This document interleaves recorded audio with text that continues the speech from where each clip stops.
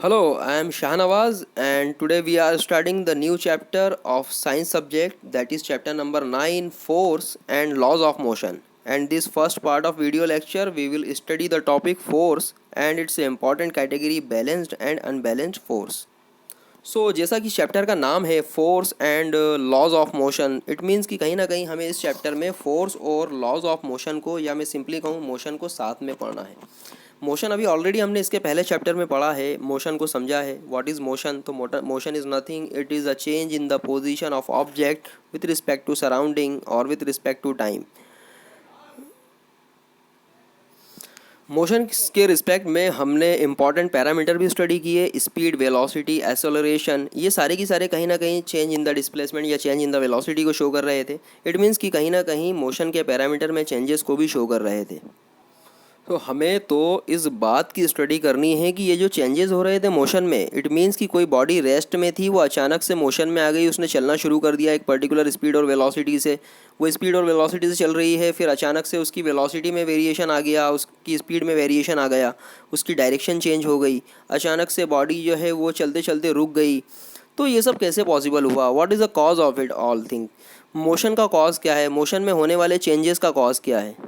सो surely इन सारे questions का answer आप फाइंड आउट करेंगे इस particular chapter number 9, force and laws of motion. Again I am repeating, force, laws of motion के साथ में पढ़ना है। इट मीन्स कि फोर्स और लॉज ऑफ मोशन या फोर्स और मोशन का बहुत ही मजबूत रिलेशन है, इनका आपस में एक बहुत ही मजबूत रिश्ता है। तो चलिए देखते हैं क्या रिश्ता है फोर्स और मोशन के बीच में। In our daily life, we observe that some effort is required to put a stationary object into motion or to stop a moving object. We ordinarily experience this as a muscular effort and say that we must push or hit or pull on an object to change its state of motion. हमारी daily life में ऐसे बहुत सारे phenomena होते हैं जब हम किसी पर्टिकुलर स्टेशनरी बॉडी को मोशन में लाना चाहते हैं, या फिर जो बॉडी मोशन में है उसको रेस्ट में लाना चाहते हैं, या फिर कोई बॉडी मोशन में है और हम उसकी मोशन की डायरेक्शन को चेंज करना चाहते हैं, या फिर हम उसके मोशन को स्लो या फास्टर करना चाहते हैं। आप जैसे सामने स्क्रीन पर देख सकते हैं, a boy is pulling a trolley. It means कि ये बॉय चाहता है कि मैं इस ट्रॉली की पोजिशन को चेंज कर दूँ। You can pull the drawer, you can pull the drawer. Clear? यहाँ पर भी आप एक एक्शन ले रहे हैं। अगर आप इस पर्टिकुलर पिक्चर को देखें तो यहाँ पर a girl is playing with the ball with and hockey. यहाँ पर एक स्टेशनरी बॉल को वो हॉकी से हल्का सा हिट कर रही है। इट मीन्स कि बॉल इनिशियली रेस्ट में है और वो उसे मोशन में लाना चाहती है। अगर आप ड्रॉर वाला केस देखें तो यहाँ पर बॉडी पहले भी स्टेशनरी थी और बाद में भी स्टेशनरी हुई। इट मीन्स कि आपने सिर्फ पोजीशन को चेंज किया। ऐसे और भी बहुत सारे एग्जांपल्स हो सकते हैं, like you can see in this picture. ये जो स्पोर्ट्स प्लेयर हैं, एक हॉकी प्लेयर, एक क्रिकेट प्लेयर, एक फुटबॉल प्लेयर, यहाँ तीनों प्लेयर जो है इनका एक ही काम है। एक बॉल जो ऑलरेडी मोशन में है, उसको रेस्ट में लेकर आना। देखिए ये गोलकीपर भी जो है वो इस फुटबॉल को रेस्ट में लाना चाहता है, बॉल को रोकना चाहता है। ये क्रिकेट प्लेयर भी इस पर्टिकुलर बॉल को रोकना चाहता है, इसको रेस्ट में लाना चाहता है। ये हॉकी प्लेयर इस बॉल को या तो रोकना चाहता है या फिर इसकी डायरेक्शन को चेंज करना चाहता है। आप इसको भी देख सकते हैं, ये जो बॉय है ये इस पर्टिकुलर व्हील को घुमा रहा है, इस व्हील को साथ में रोड पर चला रहा है। इसके लिए वो इस स्टिक से उस पर एक फोर्स अप्लाई कर रहा है, एक एक्शन अप्लाई कर रहा है। हम कुछ और भी एग्जांपल्स देख सकते हैं। यहाँ पर देखिए एक पर्सन है जो इस कार को पुश करना चाहता है, इस कार को मोशन में लेकर आना चाहता है, जो कॉल ऑलरेडी रेस्ट में है। ये फार्मर जो है ये इस पर्टिकुलर बैल को अपनी तरफ खींच रहा है, अपनी तरफ लेकर आना चाहता है, जबकि ये किसी और डायरेक्शन में जाना चाह रहा है। तो आप ये ऐसे बहुत सारे एग्जांपल्स देख सकते हैं आपकी डेली लाइफ में, जहाँ पर कहीं ना कहीं आप किसी पर्टिकुलर बॉडी की, फॉर एग्जांपल बॉडी कौन है यहाँ पर? ये बॉल हो सकती है, ये कार हो सकती है, ये बैल हो सकता है। ये किसी भी पर्टिकुलर बॉडी की पोजीशन को आप चेंज करना चाह रहे हैं, उसके स्टेटस को आप चेंज करना चाह रहे हैं, और उसके स्टेटस को चेंज करने के लिए आप उस पर कोई एक्शन लेते हैं और फिर उस एक्शन का इफ़ेक्ट आप एक्सपीरियंस करते हैं। उस एक्शन का इफेक्ट ये हो सकता है कि फॉर एग्जांपल इस प्लेयर ने बॉल पर जो एक्शन लिया होगा इसको रोकने के लिए, ऑब्वियसली उसका इफेक्ट ये हुआ, बॉल रुक गई, चाहे वो ये गोलकीपर हो या क्रिकेट प्लेयर हो। इस पर्टिकुलर हॉकी प्लेयर ने बॉल पे जो एक्शन लिया, हो सकता है इसकी बॉल रुक जाए और या बॉल की डायरेक्शन चेंज हो जाए। यहाँ पर इस पर्सन ने इस कार पर जो एक्शन लिया इसको मोशन में लाने के लिए, एज ए एक्शन का इफेक्ट ये हुआ कि कार मोशन में आ गई।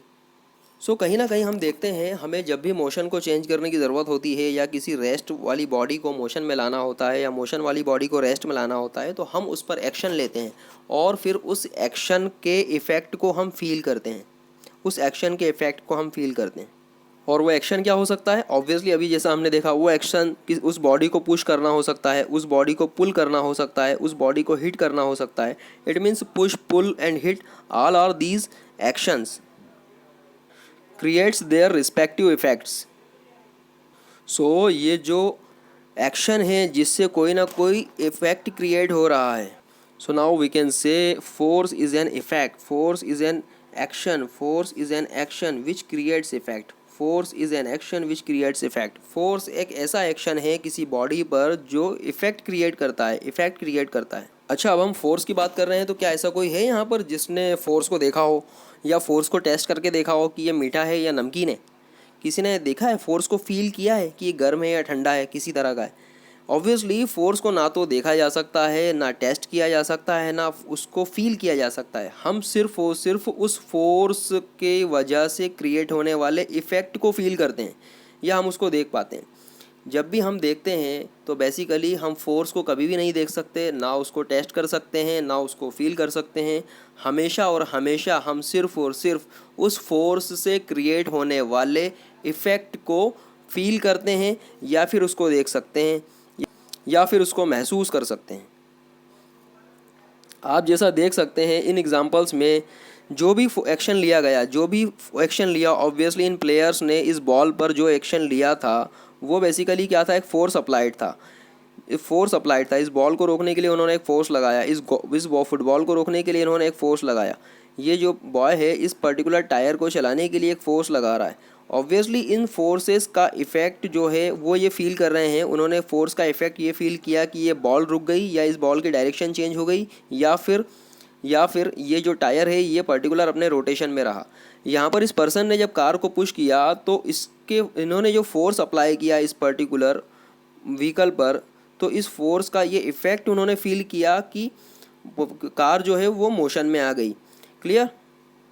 सो हम हमेशा किसी भी फोर्स से क्रिएट होने वाले इफ़ेक्ट को देखते हैं, ऑब्जर्व करते हैं, फील करते हैं। कभी भी फोर्स को देखा नहीं जा सकता, उसको फील नहीं किया जा सकता।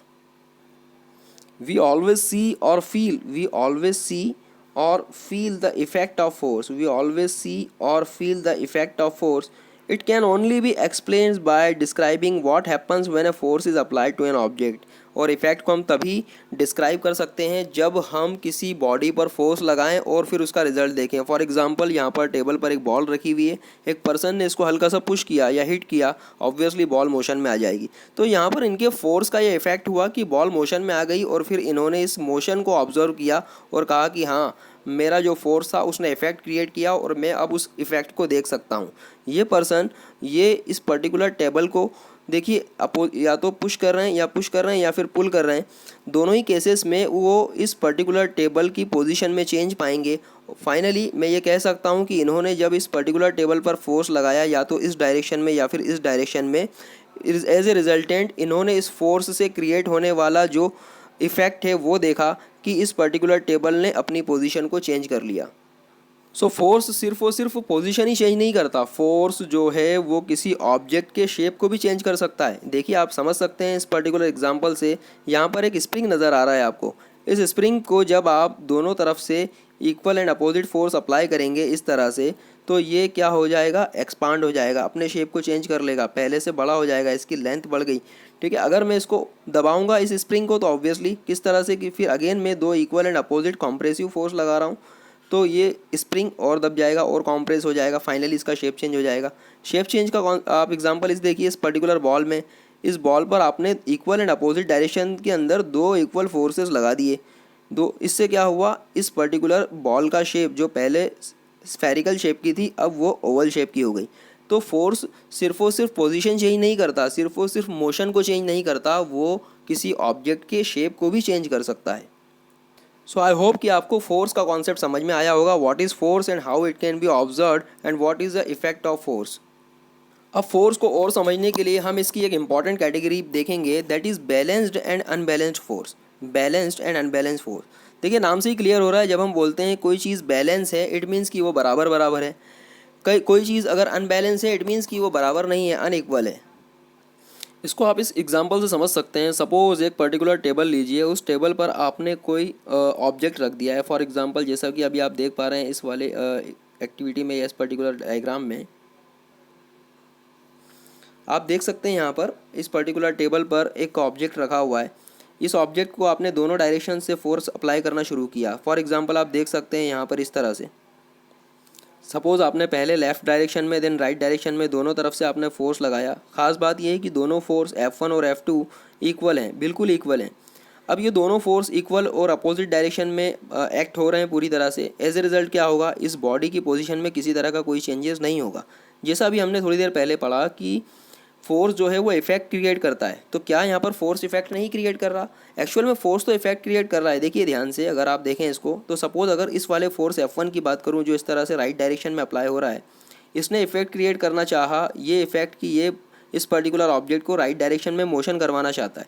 Similarly at the same time आपने फोर्स F2 जो सेम मैग्नीट्यूड का है F1 के, आपने फोर्स F2 को भी लेफ्ट डायरेक्शन में अप्लाई किया और ये F2 ने भी इस पर्टिकुलर बॉडी को सेम इफेक्ट क्रिएट करवाना चाहा अपोजिट डायरेक्शन में। इट मीन्स कि ये भी बॉडी को लेफ्ट डायरेक्शन में मोशन करवाना चाहता है।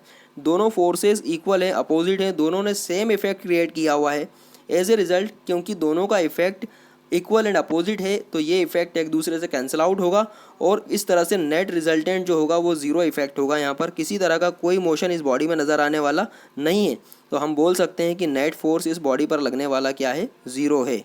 सो इस तरह से two equal force acting in the opposite direction cancel the effect of each other, so the effect of force on the body not appear, हमने देखा। So these are called the balance forces. तो ये F1 F2 किस category में आएंगे, balanced forces के category में, because इन दोनों ने एक दूसरे को बैलेंस किया हुआ है, एक दूसरे के इफेक्ट को ये कैंसिल आउट कर रहे हैं। फाइनली बॉडी में किसी तरह का कोई चेंजेस नज़र नहीं आ रहा, किसी तरह का कोई मोशन यहाँ पर हम नहीं देख रहे हैं, इसीलिए ये क्या कहलाएगा, आपका बैलेंस्ड फोर्सेज।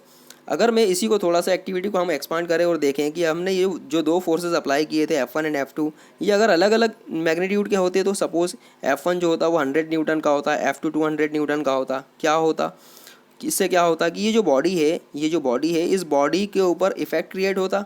इस 100 न्यूटन वाला जो फोर्स है जो इस तरह से राइट डायरेक्शन में अप्लाई हो रहा है, ये बॉडी को राइट डायरेक्शन में खींचना चाहता है, लेकिन वहीं पर जो 200 न्यूटन वाला फोर्स है वो इस बॉडी पर लेफ्ट में अप्लाई हो रहा है, वो इस बॉडी को लेफ्ट में खींचना चाहता है। एज ए रिजल्ट क्या होगा, क्योंकि F2 is greater than F1, F2 200 Newton है, F1 100 न्यूटन है, F2 is greater than F1, so as a result ये इस पर्टिकुलर बॉडी को अपनी डायरेक्शन में ज़्यादा खींचेगा। वाई, क्योंकि F2 का वेटेज ज़्यादा है, F2 का इफेक्ट ज़्यादा होने की वजह से ये ज़्यादा इफेक्ट क्रिएट करेगा अपनी तरफ ज़्यादा इफेक्ट क्रिएट करेगा। एज ए रिजल्ट ये बॉडी इस तरह से राइट में मोशन ना करते हुए किस तरफ ज़्यादा मोशन करेगी, लेफ्ट साइड में। आप उसको इस तरफ से भी समझ सकते हैं कि F2 का जो 200 न्यूटन है, 200 न्यूटन को F2 का जो 200 न्यूटन का फोर्स है वो उसके 200 न्यूटन में से 100 न्यूटन के फोर्स को तो इसने एडजस्ट कर दिया, 200 न्यूटन के फोर्स को F1 के 100 न्यूटन के फोर्स ने कुछ इस तरह से एडजस्ट करने की कोशिश की। फाइनली इसके इफेक्ट को कम करेगा, ये F2 के इफेक्ट को कम भी करेगा। तो फाइनली F2 की तरफ जो मोशन होगा, जो मोशन क्रिएट होगा वो सिर्फ 100 न्यूटन की वजह से जितना इफेक्ट क्रिएट होता सिर्फ उतना ही होगा।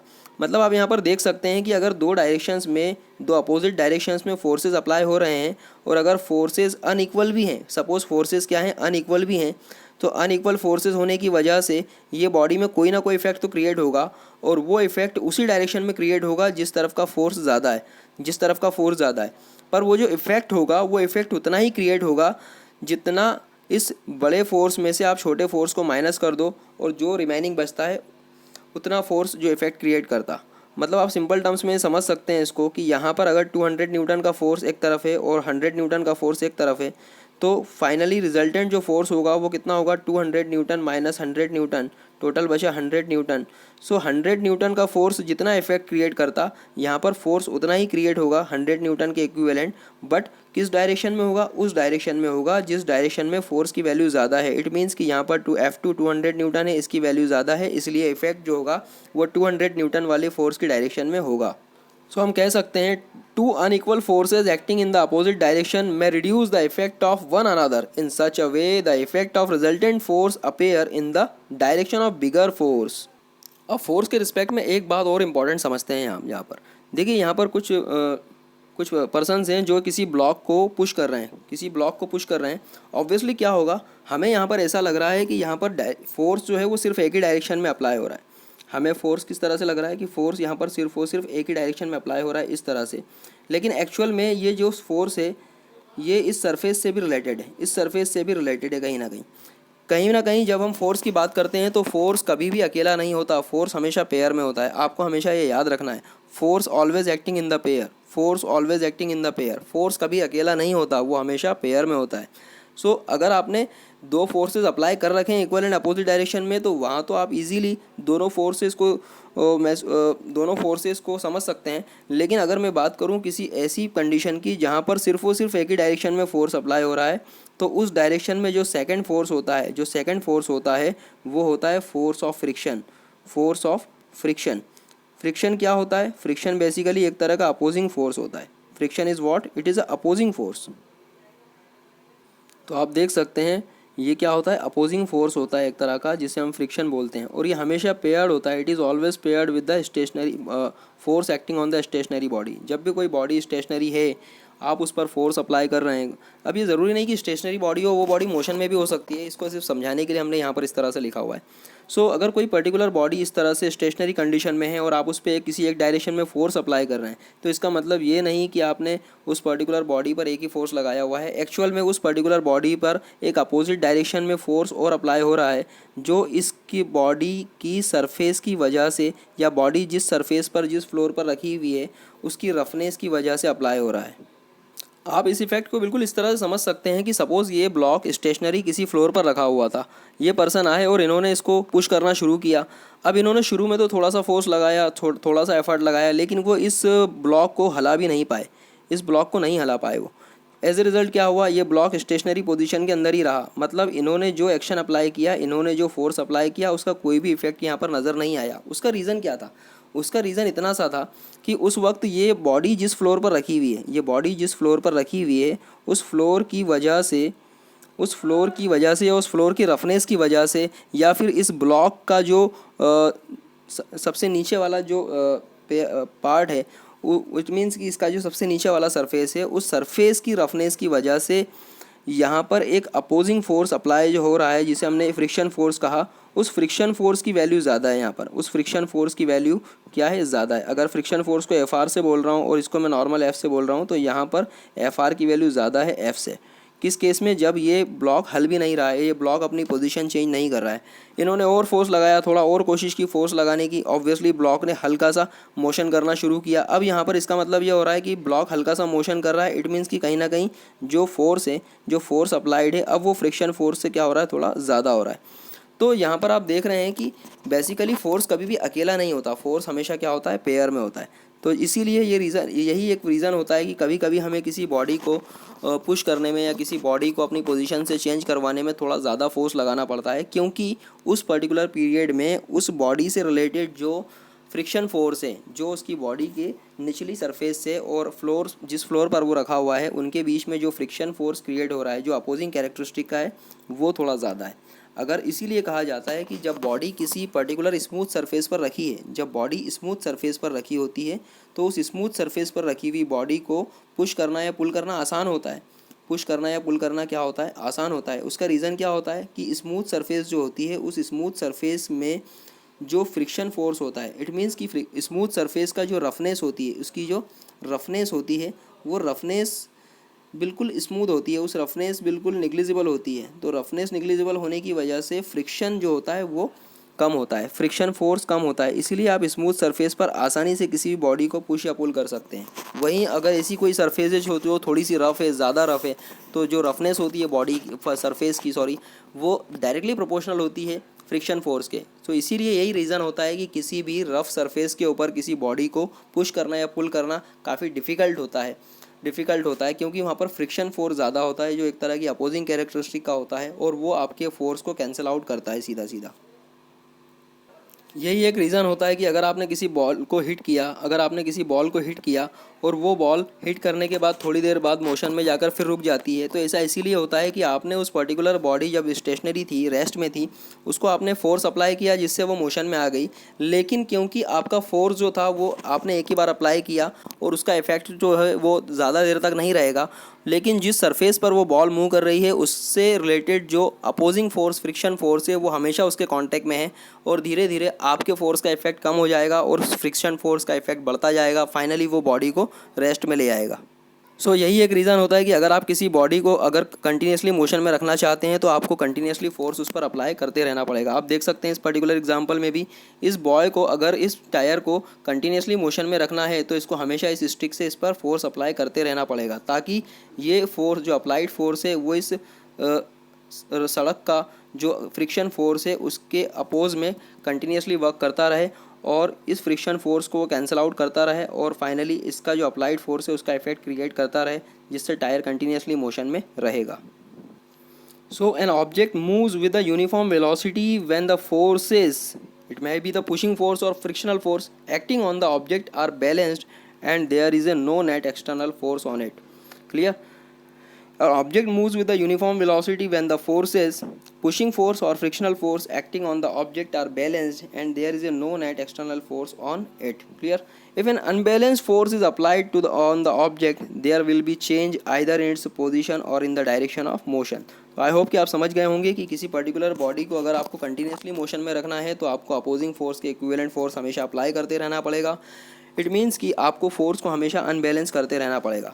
सेम थिंग कि अगर फोर्स बैलेंस है, फॉर एग्जांपल ये व्हीकल है, यहाँ पर आपने एक बार पुश किया, इसको रोक दिया, तो अगर ये व्हीकल रेस्ट पोजीशन में है इसका मतलब ये है कि यहाँ पर फोर्सेस बैलेंस कंडीशन के अंदर है। अगर कोई पर्टिकुलर व्हीकल या कोई ऑब्जेक्ट मोशन में है, इट मीन्स कि यहाँ पर अनबैलेंस पोजीशन है, फोर्सेस की अनबैलेंस पोजीशन है। सो आपको अगर बॉडी को कंटिन्यूसली मोशन में रखना है या उस बॉडी कि मोशन को आपको चेंज करना है तो आपको हमेशा अनबैलेंस फोर्सेस अप्लाई करने पड़ेंगे, फ्रिक्शन के अपोजिट में ज़्यादा फोर्स अप्लाई करना पड़ेगा, तभी जाकर वो बॉडी मोशन में रहेगी। इसी तरह से अगर आप उस पर्टिकुलर बॉडी के मोशन को इंक्रीज़ करना चाहते हैं, इट मीन्स कि उसकी वेलोसिटी को इंक्रीज़ करना चाहते हैं, आप उसको एक्सेलरेट करना चाहते हैं, तो उसको एक्सेलरेट इस तरह से आप करें कि पॉजिटिव एक्सेलरेशन उसकी वेलोसिटी को इंक्रीज़ करें, या फिर आप ऐसा भी करना चाहते हैं कि आप किसी बॉडी के मोशन को डिक्रीज़ करना चाहते हैं, उसको नेगेटिव एक्सेलरेट करना चाहते हैं, तो उस केस में भी आपको अनबैलेंस फोर्सेज ही अप्लाई करने पड़ेंगे, क्योंकि बैलेंस फोर्स के कंडीशन में या तो बॉडी कांस्टेंट मोशन में रहेगी या फिर स्टेशनरी पोजीशन में आ जाएगी, और अगर आपको उसको कंटिन्यूसली एक्सेलरेट करना है तो डेफिनेटली फिर आपको अनबैलेंस फोर्सेज आपको अप्लाई करने पड़ेंगे। If the force is removed completely, the object would continue to move with the velocity it has acquired till then. Clear? अगर आपने फोर्सेस को लगाना बंद कर दिया तो फिर क्या होगा? अगर फ्रिक्शनल फोर्स को मैं ज़ीरो मान लूँ, थोड़ी देर के लिए फ्रिक्शनल फोर्स को ज़ीरो मान लूँ, तो फिर वहाँ पर बॉडी कंटिन्यूसली मोशन करेगी क्योंकि वहाँ पर कोई अपोजिंग फोर्स नहीं है। ठीक है, ठीक उसी तरह से कि आपने कांच की एक लेयर पर, ग्लास की एक लेयर है, उस पर किसी बर्फ़ के टुकड़े को ज़ोर से फेंका तो वो देखिए ज़्यादा देर तक स्लाइड होता रहता है। उसकी रीज़न ये है कि जो आइस है, उस आइस की सरफेस और उस ग्लास की सरफेस दोनों की दोनों स्मूथ है, वहाँ पर फ्रिक्शनल फोर्स बहुत ज़ीरो तरह का है, इसलिए वहाँ पर बॉडी कंटिन्यूसली ऑलमोस्ट मोशन में रहेगी। लेकिन वहीं पर अगर आप किसी पर्टिकुलर रफ सरफेस पर किसी दूसरी बॉडी को अगर स्लाइड करवाते हैं तो डेफिनेटली कुछ देर बाद जाकर वो रुक जाएगी, और अगर आपको उसको मोशन करवाते रहना है तो आपको उस पर फोर्स कंटिन्यूसली अप्लाई करते रहना पड़ेगा। इट मीन्स कि आपको अनबैलेंस फोर्सेस की कंडीशन में उसे रखना पड़ेगा। सो आई होप कि आपको समझ में आया होगा। आज का टॉपिक बहुत ही सिंपल सा टॉपिक था, हमारा बेसिकली डेली रूटीन से कनेक्टेड टॉपिक था और बहुत ही इंटरेस्टिंग टॉपिक था। अगर आप इसको और समझना चाहें तो आप इस वीडियो को थोड़ा बार बार देखिए, आपको और सारी चीज़ें क्लियर होगी। इस टॉपिक को आप आपकी डेली लाइफ से कनेक्ट करके देखिए, आपको और मज़ा आएगा, आप इसको और अच्छी तरह से समझ पाएंगे। So I hope you enjoyed this lecture. अब इस लेक्चर के बाद आपको स्क्रीन पर मेरा एक फ़ोटो के साथ में जो आइकॉन नज़र आ रहा है, आप उस पर क्लिक कर दीजिए और इस चैनल को आप सब्सक्राइब भी कर दीजिएगा, ताकि इससे रिलेटेड जो भी नेक्स्ट वीडियोज़ हैं वो आप तक आसानी से पहुंच सकें, और इनके अलावा भी और भी जो वीडियोज़ आते हैं वो भी आप तक आसानी से पहुंच सकें। हाँ, इससे रिलेटेड अगर कोई डाउट्स हो, क्यूरीज हो, तो आप मुझे व्हाट्सएप पर पर्सनली पूछ भी सकते हैं। Okay, thank you.